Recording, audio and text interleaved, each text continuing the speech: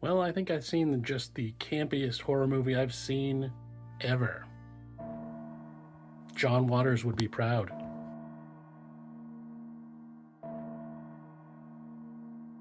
So today I watched Alice, Sweet Alice, or as the title card says, Holy Terror. So, not sure which one was the original title and which one was the release title, but they're both on there, so it's very confusing from the jump. A little bit of backstory, like, this is one of those movies that I saw back in the day when video stores still existed, and for some reason, like, this and Whatever Happened to Baby Jane were just weirdly tied together, and now that I've seen this, I get a little bit more of an idea, because I know Whatever Happened to Baby Jane has a huge camp factor to it, so my child brain may have just been picking up on that subconsciously. Okay, so I'm just gonna go full spoilers from the start because I doubt most of you are gonna watch this. It is certainly a movie.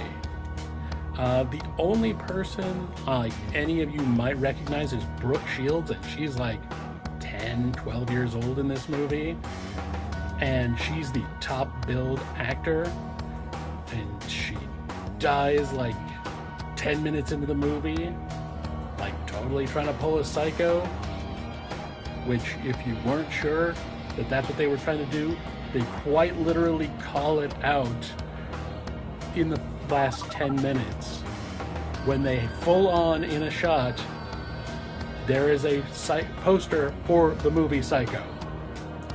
But it's the most overacted and somehow underacted movie I have ever seen. I'm pretty sure that's the camp factor of it, because like I got into it like because at first like there's very little affect, everybody's very subdued. Even after this girl dies, we're trying to figure out exactly who the killer is. We kind of have an idea, but we're wrong, but also not at the same time.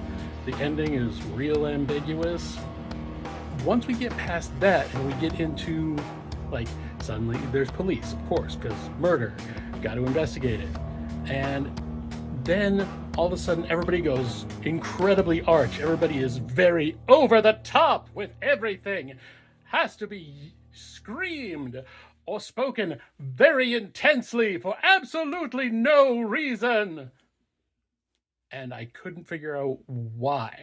It was just like they were bringing all this energy, but it didn't really go anywhere.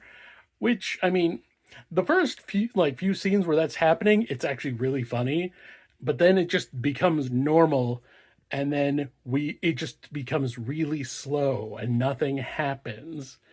And I mean, since they're kind of using Psycho as a template, it makes a little bit more sense. But even like in Psycho, honestly, the killer, we're familiar with them throughout the movie. Like, we are with them and we see them periodically. Like, they're one of the main characters.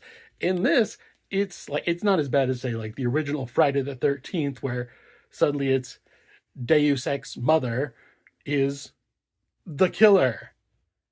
But it's the character we've seen like in 2-3 scenes. She's very minor character. She has a handful of lines up until like the last 20 minutes, and then all of a sudden she's just offing people left and right. And the only kill that we like really see where it's like look like it's violent is goofy as all hell, because the Foley is so bad. Like, it sounds like this guy is being beaten to death with like a child's wooden blocks. And she's just like bashing this guy's head in with looks like it's supposed to be a brick, but apparently they didn't have a sound that sounded like a brick, so it just sounds like somebody slamming 2 2x4s against each other, and then he's bleeding.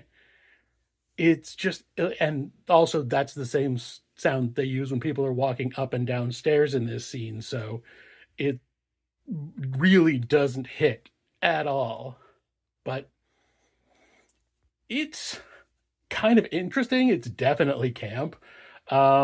but I don't think like it's not camp in the way where it's actually fun because they're trying to be serious. They're trying to go for like melodrama.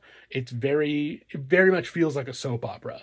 Like I would not have been surprised if somebody's evil twin showed up at some point, or like somebody died and came back, surviving their own burial and everything. That would have been on par with the vibe, but it just didn't go that far. And I think that's kind of where they needed to go with this for it to really be a fun movie.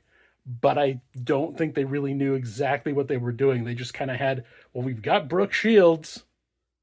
All right, we've got half a script. Let's just improv the rest, I guess. But it's kind of an interesting movie.